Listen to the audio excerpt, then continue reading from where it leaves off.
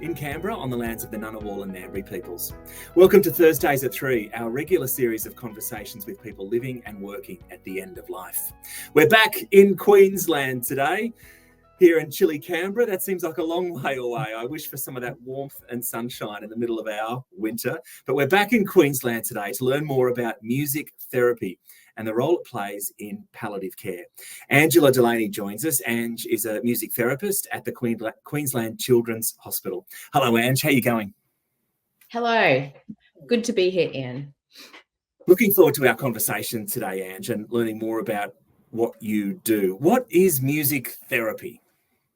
That's a great question. And I think music therapists often think people know, but many people still don't really understand music therapy. It's a research-based profession that sits under the allied health part of health, and we work with scientifically work with music and apply music for health, well-being, and function. So I know that music makes me feel good when I put it on, when I press play, but you guys have got the science and the research to back that up, to back these good feelings up. So we know that music therapy, or music itself, is one of the only things that can stimulate the brain, all the parts of the brain at the same time. So I guess for people that have deteriorating neurological conditions, they are still able to access music and access parts of their brain through applying music. We also we feel good because music is structured, it's predictable, no surprises, so it makes us feel safe. People say, I don't have rhythm or I can't sing, but that's not actually true because we all have rhythm in our heartbeat, and that's a foundation that makes us feel safe. So if you bring it right back to those levels, I guess working in the pointier areas of health like palliative care with the power and unpredictability that people are facing, music can be really key to bring a sense of, I guess, peace or a sense of calm against the craziness that is a health journey for many people. Yeah. And just to say, my musical talent extends to pressing play on the CD or Spotify or putting the needle on the record player. Where does your love of music come from? My nana was a beautiful piano player, piano examiner. I don't have fond memories of piano exams, but I've grown up with a love of music and music around me. One of those families where we stand around the piano and sing. My mum played the piano, my dad sings. So music has very much been a part of who I am as a person and my childhood and my life. I never wanted to be a musician, performer, that type of thing, but I always, I knew I felt my best self or happiest in myself if I was using music. And I had a few experiences as a younger adult when I was a teacher. I had another career in places like Papua New Guinea and Fiji, and music is just such an innate part of their culture. And I was like, you could feel it, and I was like, that's, it brought me back to exploring the thing called music therapy, which I was aware of but hadn't studied at that point. So I took myself back to uni and became a music therapist. Do you play? Do you sing? What's your instrument? I grew up playing piano and violin. I don't play violin anymore. And singing. And then to become a music therapist, I learned the guitar, and I do a lot of drumming, djembe drumming work, improvisational rhythm stuff. So what does it look like a day on the ward for you, or with someone in their lounge room, in their bedroom? What does a day on the job look like for a music therapist? It's a job that gives you lots of variability and lots of I guess flexibility and creativity. So I work part-time for Queensland Health, so I'm in hospital. I'm hospital-based. I might see children that are in intensive care or on the wards for various palliative care reasons. And I also work in private practice. So I do work with people living with dementia or with families in their homes. So we will do home visits and see children in their homes. And then what that looks like is, you know, if I'm traveling around in the community, I arrive somewhere and get out my instruments, my drums, whatever I'm using with that child and their siblings and their family, because it's quite a family-centered practice. On the wards, we typically would mainly use, I mainly use the guitar. Adult settings, music therapists use a lot more keyboard work in palliative care, and lots of improvisation, voice work, some song work. I guess the songs sort of come in to develop that rapport and to connect with a young person or their family. And sessions can last for, you know, anywhere from a really short session with the baby, 15 to 20 minutes, up to, you know, an hour and a half. Yeah. And we might do, it's based on what their individual needs are. So if it's physiological settling, so settling their heart rate and just bringing everything down, or it might be exploring some more psychosocial, psychological things, so songwriting, exploring things that there may not be words for musically. So you're way more than a jukebox. You don't just show up at a bedside with your guitar. It sounds like you're talking to the patient, the family, but you're also talking to the other health professionals who are part of the care team, and I guess getting a sense of what the person needs, perhaps. Exactly. You know, I'm really lucky. I'm part of the palliative care MDT at the Children's Hospital, and the team there really value music therapy as a, you know, as a profession, and what we perhaps see and observe with children and families might be very different to what all of the other professions have observed, because music is motivating. So it might be a little baby that no one's really seen sort of any independent movement, and they're questioning, I guess, you know, cerebral palsy, those sorts of things. And we know there's a diagnosis, but if I get my chimes out, you know, the baby might then start to just use their hands independently because they're motivated by the sound of the chimes. Yeah, that's stimulation. So I can contribute that information. So no, well, I've actually seen, you know, independent movement with both hands, you know, in this occasion. Similarly, children, like people that that have stopped talking, that are not expressing themselves, and, you know, people think they might be feeling sad when really they're really angry, or, you know, different things like that. So music can really explore and facilitate what's going on in a different picture to what maybe doctors, physios might see on their rounds. During that end of life process, during a palliative care journey, all sorts of emotions, thoughts, and feelings come up. You know, feelings of regret, feelings of anger. You know, families being families. There are all sorts of issues at play that really come to a point during these times of our life. And listening to your talk, and especially talk around the songwriting part of the service that you provide, I imagine what you do can help people process some of those really strong feelings and thoughts, and perhaps resolve some of that stuff before someone does die. Definitely. Songwriting is it's one of the interventions that I really love to engage in with families. Not all families do want to do songwriting. I've done for many years, I used to do this retreat for bereaved parents, and they would come together and they would write a song together, and it was around their collective experience of being bereaved, becoming a bereaved parent. And it was a really powerful process where those really intense, I guess, feelings and emotions that are unpredictable, that we know that grief is very unpredictable, very powerful, can be captured in a song. So it's almost like you're bringing in all that unpredictability and messiness, and containing it somewhat for that moment.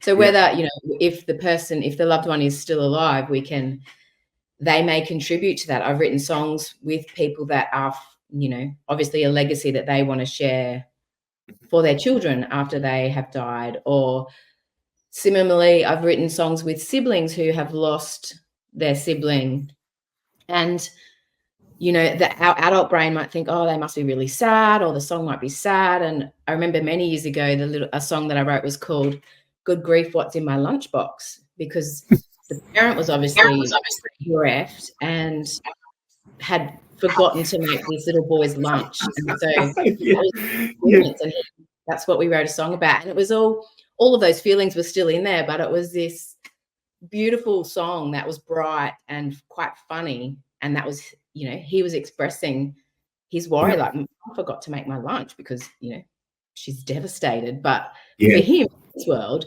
that's what's important. That routine had changed.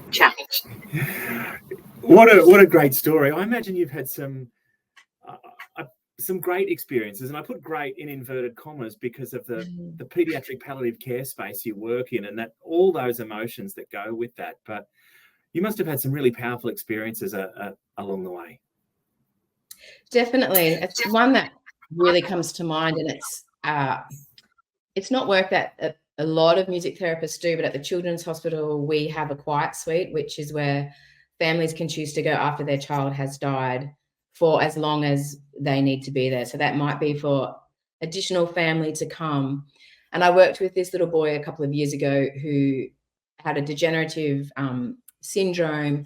He had worked with many music therapists over his time. He had some time in BMT, so bone marrow transplant, which is a very isolating unit. And anyway, I was at work and I was called down to the intensive care unit ward, and I didn't know that he was actually an inpatient and was there, and he was deteriorating and they were withdrawing cares and he would die that day. So I was with the family then for about 2 hours and singing the songs that we had always sung together, typically just one of his family members, a grandma or his mum. In this instance, there were several grandparents there, and they started singing with me and they were harmonizing, and I'd never had that with this family. And then it was time for me to go, and they were, you know, I said, I can come back later or I can stay. And so they opted for me to come back later, and I went to the quiet suite after he had died, and the adults were sort of all sitting separate from me in a small room. And within the space of maybe 15 minutes, and I was humming and singing, I wasn't even really talking to them. The grandfather, who I hadn't met before, asked for a song from his Michael Rowe, The Boat Ashore, which thankfully I knew. Yeah. And so we started singing that together, and the whole family, it must have been a song of their, you know, their identity and their narrative.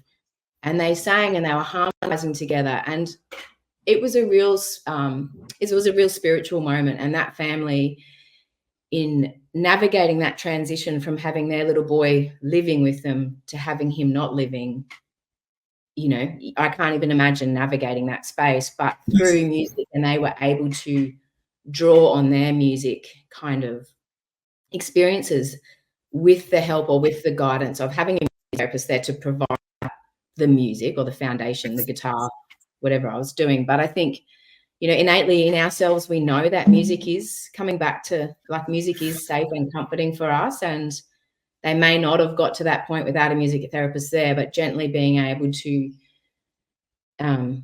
contribute music to that space is, I think, it's incredibly powerful. And, you know, 6 weeks later, when they have their follow-up meeting with the intensivist, they requested the music therapist to be, I typically wouldn't go to those meetings. That's when the family get to ask the doctors any questions, those sorts of things. So yeah, it was moments like that. You know, you feel like you want to jump up and down and say, this is what music therapy can offer families. And you could potentially argue that what else could offer that for a family in that time. And Ange, listening to you speak and share that beautiful example, and what you and your colleagues in allied health do is you really sort of blow people's minds in a way around what palliative care is. Often people think of palliative care as the last weeks, the last days of life, and certainly pain management and symptom control is a big part of what palliative care is, but it's so much more. And what you do is a great example of that so much more, that holistic approach to a person and a family that palliative care is. Did you have that awareness of palliative care before you started this work, or has that been a That's a really learning good for you as question. well? I don't think I truly appreciated, I guess, that the mind, body, spirit, I guess, aspect, or that kind of real ecological view of a person, and especially in medical settings, it's very clinical. And I probably spent quite a few years trying to fit into that medical clinical way of speaking and making the music that we use in practice fit that. Whereas I think, what music adds is very different, and it's a very it's definitely, we're referred for symptom management and all of those things, but there's so much more that I guess like they talk about transcendental moments and those sorts of things, or magic moments that can, even though I might be working with a child with pain to help with pain management, but inadvertently the family might then express it that they were able to have a joyful moment in that time amidst the suffering. So it's quite create a memory. Yeah, definitely. So yeah, I think I had a crucial supervisor when I was at uni doing my music therapy degree, and she was a social worker, and she was very spiritual. And some of the things that she would tell me, I often look back on them still now and reflect on, I had no idea really what she was talking about back then. I was, just trying to remember the songs and learn the chords and do the things that you do as students. And I'm often really appreciative of her guidance in that sort of more spiritual awareness, particularly at end of life and palliative care. Ange, how do you deal with the inevitable emotion that comes with your work? How do you not shake that off, but shake that off so that you can continue to function as a person? As ironic as it sounds, through my own music. I thought you were going to say that. Particularly the last 12 months, like I've really come back to visiting my own music and writing some of my own stuff, which I hadn't done for many years. In addition to that, though, palliative care professionals talk about good self-care and not as in self-care going and having a massage and those sorts of things, but practicing self-care as part of your identity. So, good sleep, if you have a big day ahead, knowing how to prepare for that day, knowing who your people are and who your champions are. If it does, we never know when it's going to kind of touch us in a different way to what typically it would. Yeah. I've worked with a little family a couple of months ago, and I was really aware that I was thinking about it possibly a lot more than what I would. And so, really being able to reflect on what's happening for me, seeking supervision. Allied, we all have, I think allied health professionals are really fortunate in that we do have to have supervision. I know that's not such a big practice for doctors and nurses. It's coming, but it's not, innately part of their professional practice. So yeah, lots of different aspects, I guess, to answer that question that support me in being able to continue to do the work that I love. Yeah, super smart. How do we access music therapy, Ange? If I'm a mum, a dad, or young person, anyone on a palliative care journey, how do we access music therapy? Asking the team if they have. Not all palliative care services have a music therapist. So I know the service at the Women's and Children's in Adelaide have art therapy as part of their team, and there's music therapists in the hospital, but they don't work with palliative care. So it's, it's one of my big things is around equity, and not saying that everybody should get music therapy, but if a family wants music therapy, they should be able to access it. So that is still very much a work in progress. But typically, if there is a music therapy service in the hospital, families can just ask for music therapy. We have families that know that we're there, and as soon as they land in the hospital as an inpatient, they're requesting music therapy. It's also part of, NDIS, if families are on the NDIS and wanting music therapy for their child at home, child or adult. I think I know the answer to this question, Ange, but I'm going to ask it anyway. Are there enough of you? No, unfortunately, which is a good thing, I guess. We're one of the smaller allied health professions in terms of, physio, speech, OT are big numbers. We are one of the smaller allied health groups. There's, I think recent numbers, it's just over 800 registered with the Australian Music Therapy Association. So we have to be, we're bound by a code of ethics and registered with our professional body. So that, there is a lot of, I guess there's not a movement, or there's a body of work looking at, what is music therapy and who do we service in terms of a continuum. So there's some beautiful work by a music therapy researcher, Dr. Alan Short, and she's looking at the music health and wellbeing continuum. So that's, if you're looking at a continuum, everybody can access music if they want to for their day-to-day life. And that's probably at one end. And then all the way along, like in the middle, there might be community music groups, choirs, drumming groups, those sorts of things. Mm-hmm. And that might just be for our own day-to-day well-being, but it could also be for people that are living with varying, mental health conditions that is quite critical to their well-being, and they seek that out to the therapeutic application of music at kind of the other end of that continuum.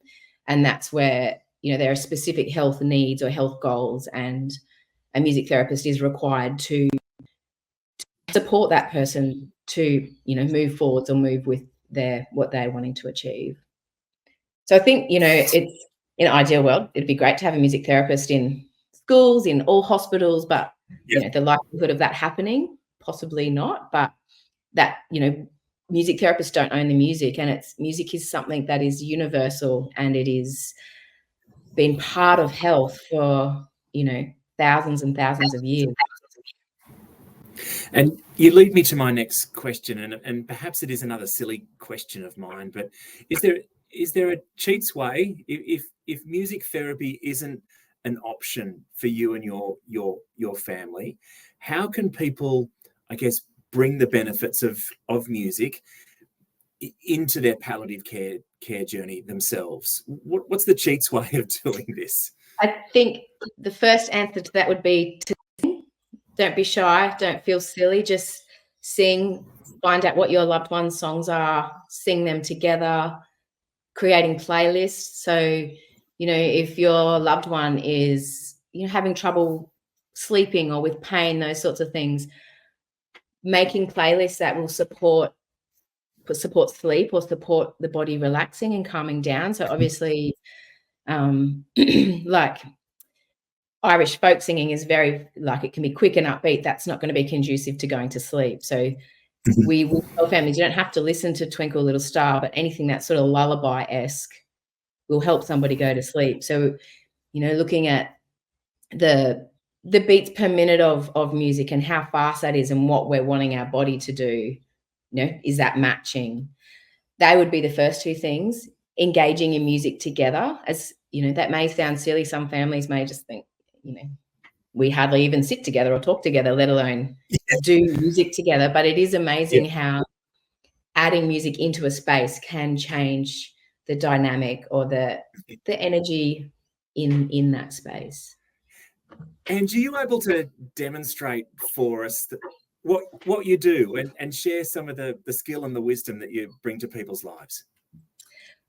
Sure. I could possibly share. So this isn't, this example's not, let me think. I'll share a song that was written with a beautiful lady. So obviously we get permission to share the work that we do because it is very precious, and it's part of that person's identity. And this beautiful lady was living with dementia and had a significant deterioration, was in hospital and was very confused. And she wanted to be, all she kept talking about was her garden and her roses. And so I guess when you said before, music, why does music work? I know it makes me feel good, but what is it about music? Music therapists will use the elements of music I guess, to address those basic sensory needs. So things like repetition, simplicity, those sorts of things. So this little song is basically this lady's words, and I sat down with her and we did the song together.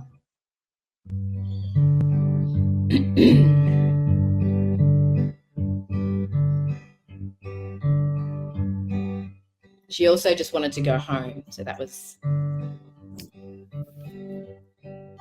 I wish that I was near. I wish that I was near that peaceful bed of colours that blossoms through the years.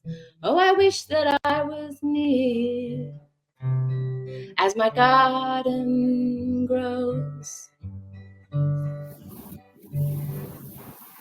Remind me where it is. Remind me where it is. Remind me where it is, 'cause my mind is like a sieve. Remind me where it is that my garden grows. I'm growing a dozen roses, roses for you, my dear. Roses, one for every year. I'm growing a dozen roses, roses for you, my dear. Roses for you, my dear. Ange, what a treat. What a beautiful song. And I can see the emotion of that still sits with you. It does. And I get, whenever I sing that, I mean, that was, I think, 12 years ago. I get, I can feel it. I can see her. I can see us sharing that moment. She had no family that lived anywhere nearby. And so we wrote that song on the second session, and then I sang it with her, for the couple of weeks of her admission, and then she was moved on to another ward. So, what was her name? Do you mind sharing her name? Her name was Rose. Rose. We remember Rose today fondly. Thanks so much for sharing that, Ange. Really special.